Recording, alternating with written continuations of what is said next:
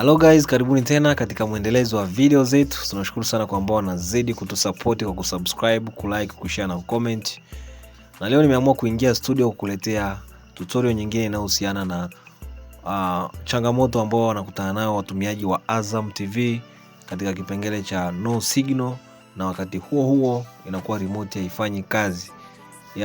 So hilo ndo darasa letu nimeliandaa. Nimepokea simu nyingi sana zinazohusiana na tatizo kama hilo. Mtu anakupigia simu anakuambia TV yangu inaandika tu no signal.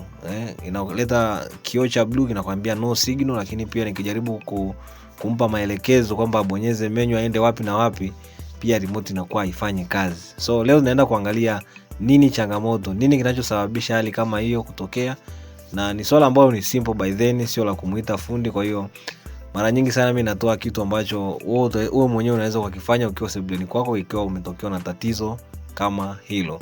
Sometimes unaweza kufikiri labda kuna namna fulani ambavyo labda dishi limeyumba, limepoteza uelekeo, kwa umepoteza signal, au labda hujachomeka kadi vizuri, au waya wa dishi labda hujakaa sawa sawa kwenye kingamuzi na mambo mengine kama ambayo yanaweza kusababisha usipate channel, lakini kumbe ikawa ni issue nyingine tofauti kabisa. So tatizo kama hili linatokea pale ambapo mtumiaji anashindwa kuchagua njia sahihi ambayo ameichagua kwenye kingamuzi chake cha Azam.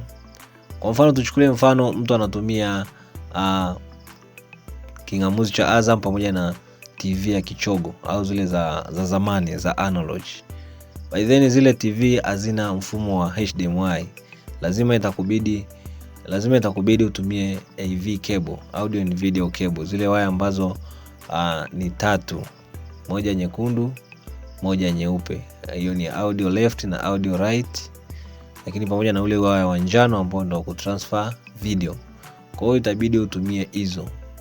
Na baada ya kuzitumia hizo kwenye kingamuzi chako, utakuja kwenye TV, utashika remote yako ya TV na utaenda kwenye sehemu ya source au input katika remote yako ya TV na utachagua AV. Baada ya kuchagua AV, basi kinachofanyika kwenye kingamuzi dhahiri shairi kitaonekana katika runinga yako. Na pale ambapo unatumia labda flat screen, always sasa hivi nyingi zina mfumo wa HDMI, na nakushauri pia kama unatumia flat screen, kama unatumia TV ya flat screen ambayo ina support mfumo wa HDMI, tumia hiyo kwa sababu iko advanced, picha yake iko sharp, iko clear zaidi tofauti na ambavyo ungetumia AV. Kwa hiyo kama unatumia flat screen, by then unatumia waya wa HDMI. Baada ya kuunganisha kwenye kingamuzi, ukija kwenye TV utachukua remote yako na utaenda sehemu ya source au input, utachagua HDMI. Kama ziko zaidi ya moja au mbili, utachagua ya kwanza. Ukiona hamna mabadiliko yoyote, ujumbe hujabadilika, no signal, utachagua ya pili. Kama hamna, utaenda na ya tatu vile vile mpaka pale ambapo utaona kwamba imekubali. Ukiona bado inazingua, inawezekana labda kuna misconnection kati ya kingamuzi na runinga yako, kwa hiyo unabidi uangalie. Sometimes inaweza ikawa labda hiyo cable ambayo unatumia HDMI labda imepata hitilafu, imeharibika na haiwezi kutransfer picha kwenda kwenye TV. Kwa hiyo ikawa pia ni changamoto. Kwa hiyo unatakiwa makini unapoenda kuchagua ni njia gani ambayo unaitumia. Pale ambapo unatumia HDMI, hakikisha kwamba wao unaotumia ni mzima na umechagua HDMI katika TV yako. Pale ambapo unakuwa haujachagua, for instance tuseme sasa umechomeka waya HDMI, lakini cha ajabu kwenye TV umechagua AV. Kwenye TV yako umechagua AV, source ya AV. Ni kwamba hutaona chochote. By then itakuandikia tu no signal, ujumbe ambao utaonekana kwenye screen ya blue.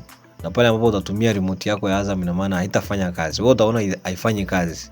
Itakuwa inafanya kazi by then, lakini huoni kinachofanyika kwenye kingamuzi mpaka pale ambapo utachagua njia sahihi ambayo umeitumia ya kutransfer picha kutoka kwenye kingamuzi kuja kwenye runinga yako.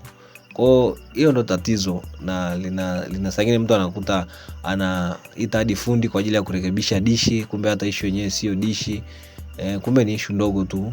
Labda mchana walikuwa wanatumia watu wengine TV, labda watoto wakaweka flash, wakatumia mfumo wa kwenye flash, alafu akasahau kurudisha kwenye mfumo wa HDMI.